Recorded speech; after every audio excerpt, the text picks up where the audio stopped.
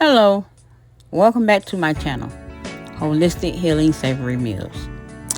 Today, after dialysis, I decided to go and shop at the meat market and fresh produce place.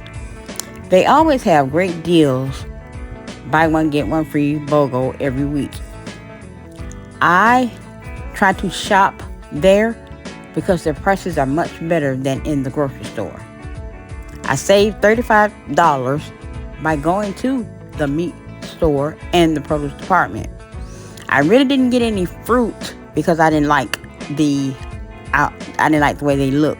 So tomorrow I'm going to go to another produce store and get my strawberries, pineapples, and stuff for my smoothies in the morning.